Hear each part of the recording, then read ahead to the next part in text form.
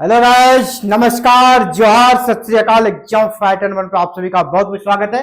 और आज daily news discussion यानी डीएनडी में आप सभी का स्वागत करते हैं। एग्जाम फाइटर नंबर का ये रेगुलर क्लासेस होता है जहां पे हम लोग इंटरनेशनल न्यूज को डीएनडी के अंदर डिस्कशन करते हैं और ये आपके हर एक एग्जाम के लिए इंपॉर्टेंट है जहां पर भी करंट अफेयर्स रहा करता है। तो अभी पाकिस्तान हमारा पड़ोसी मुल्क जहां पर कह सकते हैं हाहाकार मचा हुआ है। जी हाँ, पाकिस्तान में आपका ट्रेन हाईजैक हो गया है। ये न्यूज आपने सुना ही होगा। तो ये ट्रेन हाईजैक ने एक बड़ा कह सकते हैं अंतरराष्ट्रीय रूप ले लिया है और भारत के पास इसके लिए क्या अवसर है इस पर बात करेंगे। और बीएलए क्या है इसके बारे में जानेंगे, जिसने कि इस आतंकवादी घटना को अंजाम दिया है। पाकिस्तान के लोग कह रहे हैं आतंकवादी घटना को अंजाम दिया है, लेकिन ये आतंकवादी घटना नहीं है। वहां बलूचिस्तान जो लिबरल आर्मी है उनके द्वारा ये कह सकते हैं कि बलूचिस्तान की लड़ाई के लिए लड़ रहे हैं, बलूचिस्तान की आजादी के लिए लड़ाई लड़ रहे हैं। वो वहां के लड़ाके हैं, फ्रीडम फाइटर जिसको कह सकते हैं, क्रांतिकारी हैं। अब आधा पाकिस्तान भारत के शरण में है, तो क्या करना चाहिए भारत को? अभी भारत के पास अच्छा अवसर है। जो उनका सबसे बड़ा प्रांत है वो भारत में शामिल होना चाहता है, तो क्या भारत को शामिल कर लेना चाहिए? भारत के पास अच्छी अपॉर्चुनिटी है पाकिस्तान का सबसे बड़ा प्रांत को अपने अंतर्गत शामिल करने का। तो जी हाँ, पाकिस्तान की उल्टी गिनती शुरू हो गई है। इन सभी मैटर्स पर हम लोग बात करेंगे। तो चलिए स्टार्ट करते हैं आज के क्लासेस को। ये पाकिस्तान का मैप है जिसमें आप देख पा रहे हैं जिस प्रकार इंडिया में कितना स्टेट है, 28। तो पाकिस्तान में सिर्फ 4 स्टेट है। पाकिस्तान में कितने स्टेट है? 4। कौन कौन से 4 स्टेट है आप देख लीजिए। ये आपका सिंध है, बलूचिस्तान है, पंजाब है और खैबर पख्तूनख्वा। ये 4 स्टेट है। अभी जो घटना घटी है बलूचिस्तान में और बलूचिस्तान के मैप से आप समझेंगे बलूचिस्तान कितना इंपॉर्टेंट है पाकिस्तान के लिए। तो सबसे पहले ये 4 आपके प्रांत है पाकिस्तान में। पंजाब हो गया, पंजाब, सिंध, खैबर पख्तूनख्वा और बलूचिस्तान। पंजाब की राजधानी आपकी लाहौर है, पंजाब की राजधानी लाहौर, और सिंध का कराची और खैबर पख्तूनख्वा का पेशावर और बलूचिस्तान की राजधानी है क्वेटा। तो क्वेटा के बगल में एक बोलन दर्रा है, वहीं पर यह ट्रेन हाईजैक हुआ है। ट्रेन हाईजैक का लोकेशन आप देख लीजिए। ट्रेन हाईजैक जो हुआ है वो लोकेशन देखिए। इसके बाद हम जानेंगे ये ट्रेन हाईजैक क्यों हुआ है। तो जो आपको मैंने पहले ही बताया कि वहां पर जो 4 प्रांत है उसमें सबसे बड़ा प्रांत है क्षेत्रफल रूप से आपका बलूचिस्तान, और बलूचिस्तान की राजधानी क्या है? क्वेटा। तो क्वेटा से एक ट्रेन जिसका नाम है जफर, ट्रेन का नाम क्या है? जफर ट्रेन, जो क्वेटा से जा रही थी कहां? पेशावर जा रही थी। उसी में रास्ते में एक बोलन दर्रा आता है, इसको टनल बोलते हैं। उस टनल के नीचे से ट्रेन गुजरती थी, तो उसी में उसका स्पीड कम रहता है। जब कोई भी ट्रेन टनल से होकर गुजरती है उसका स्पीड कम होता है।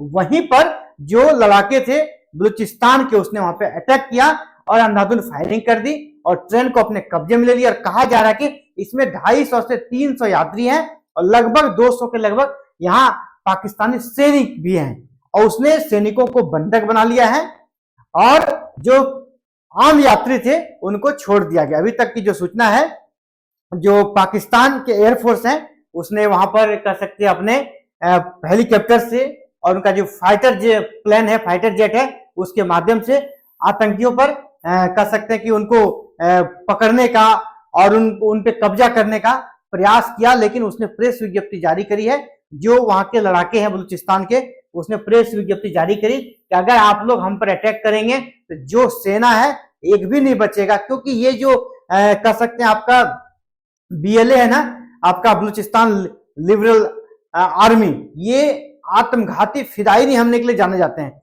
ये फिदायनी हमले यानी खुद को नष्ट कर देंगे और आपको भी बर्बाद कर देंगे, बम से खुद को उड़ा लेंगे। इनका ये नेचर है। इनका कहना है अगर आप लोग इस तरह का अटैक करेंगे, सेना अगर कुछ कार्रवाई करेगी तो हम लोग क्या करेंगे ना, फिदायनी हमला करके सभी सैनिकों को मार देंगे, एक भी सैनिक आपका नहीं बचेगा। तो अभी हाईजैक को लेकर बड़ी अपडेट ये है कि आम नागरिकों को छोड़ दिया गया है, आम नागरिकों को छोड़ दिया गया है, कोई भी कब्जे में नहीं है।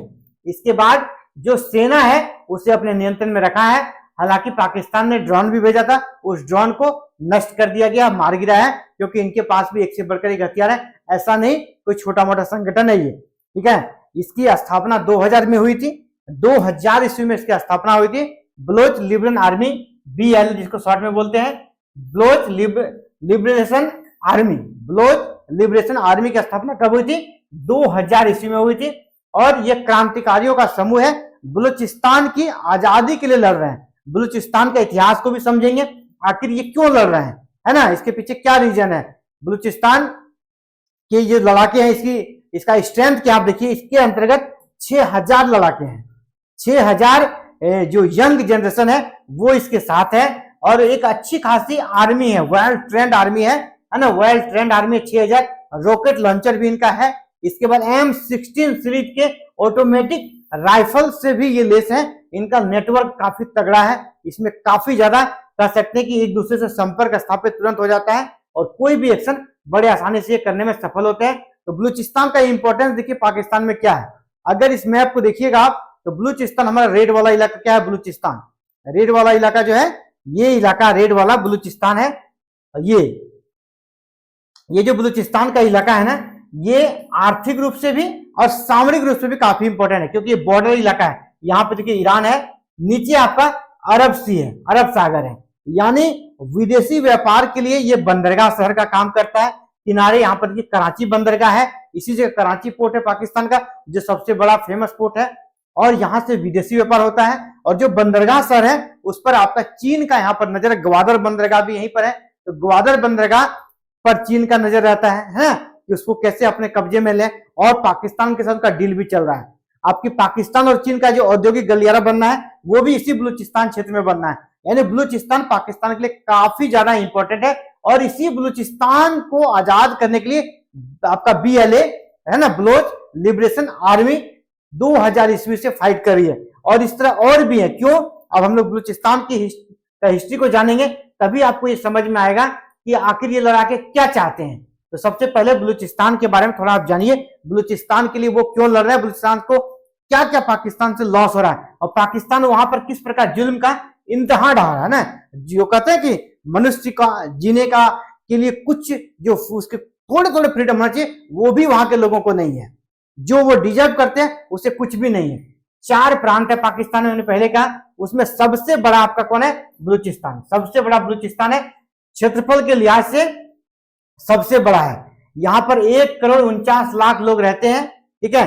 पाकिस्तान का कुल क्षेत्रफल का 44% सिर्फ बलूचिस्तान में है, यानी आधा पाकिस्तान एक तरफ, आधा सिर्फ बलूचिस्तान।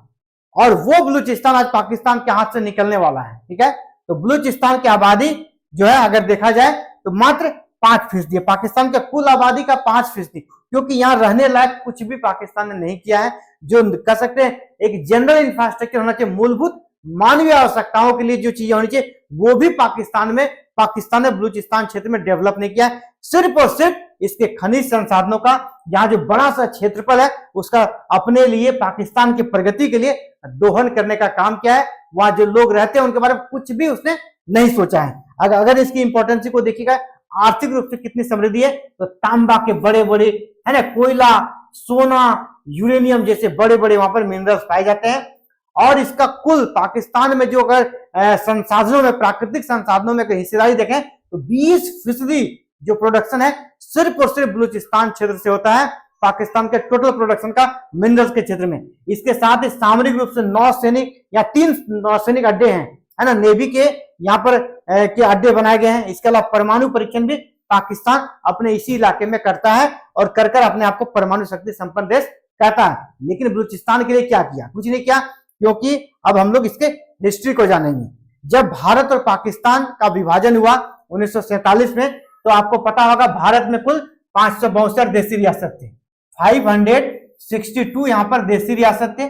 और इन देशी रियासतों को अंग्रेजों ने क्या कहा, आप स्वतंत्र रह सकते हैं, या तो भारत में मिल जाए या पाकिस्तान में मिल जाए, या फिर आप स्वतंत्र रह सकते हैं। तो बहुत सारे रियासतों ने खुद को स्वतंत्र रखने का प्रयास किया, और ये इलाका जो है ना पाकिस्तान के नजदीक था, तो इसने भी कहा कि हम भी स्वतंत्र रहेंगे। तो मोहम्मद अली जिन्ना उस समय जो थे आपके पाकिस्तान के प्रमुख, उसने कहा कि ठीक है, ये भी स्वतंत्र रहेगा।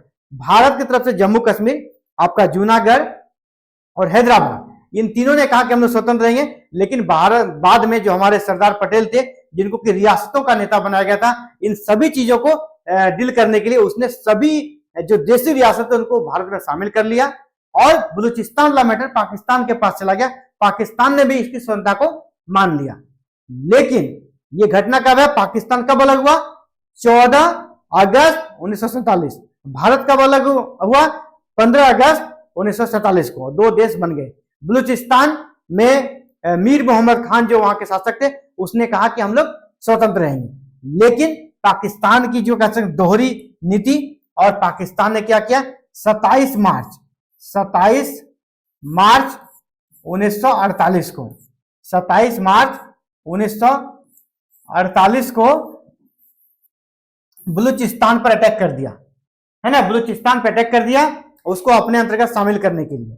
तो उस समय ये ऑल इंडिया रेडियो पे जो हमारे वीपी मेनन सर थे, आपके सरदार पटेल जो कि देशी रियासतों के प्रमुख थे, उसके सलाहकार थे, इसने ऑल इंडिया रेडियो पे स्टेटमेंट दिया था ऑफिशियली कि जो कलात के राजा हैं, कलात यानी बलूचिस्तान का क्षेत्र था कलात, जो कलात के राजा हैं वो भारत में बलूचिस्तान को शामिल करना चाह रहे हैं।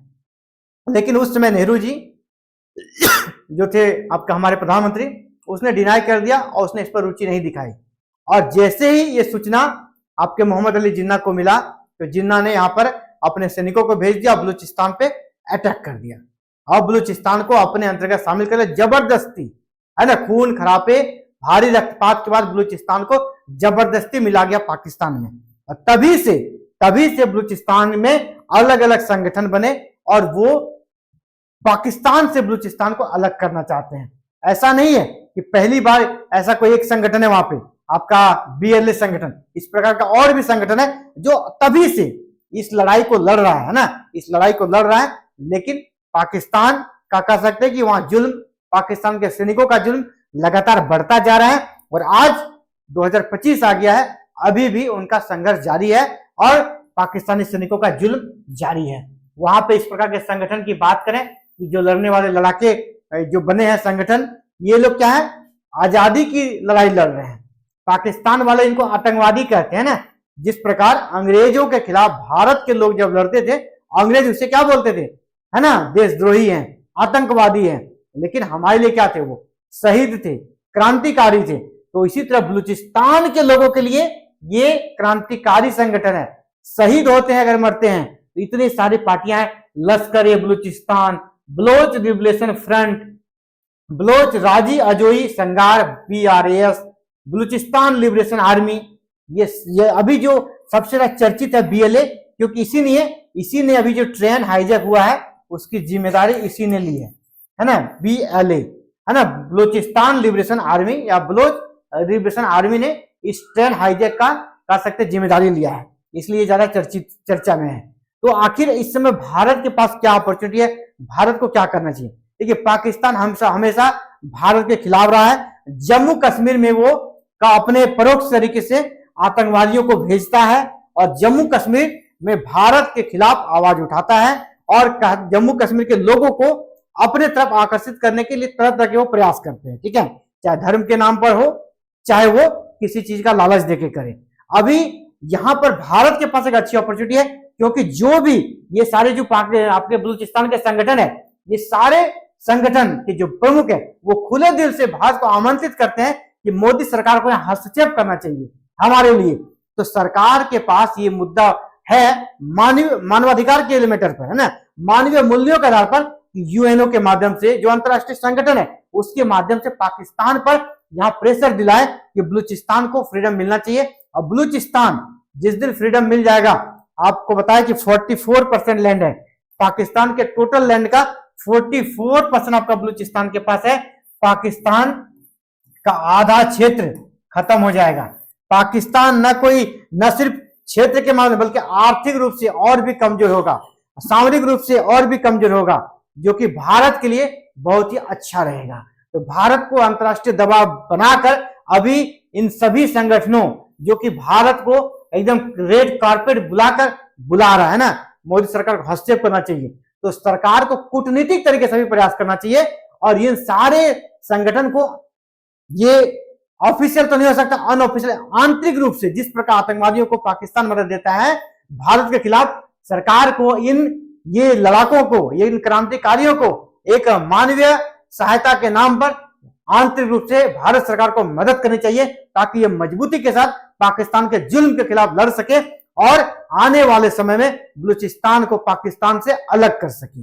अगर ऐसा हो जाता है तो ये गारंटी है बलूचिस्तान जैसे अलग होगा भारत के लिए पीओके का रास्ता खुल जाएगा, क्योंकि इनका मॉरल भारत की तरफ रहेगा। और ये भी मैं बता देता हूं, ये अपने देश को नहीं चला पाएंगे। बलूचिस्तान में इस प्रकार का इंफ्रास्ट्रक्चर नहीं है कि वो एक देश के रूप में सर्वाइव कर सके, वो स्वतंत्र रूप से नहीं कर पाएगा।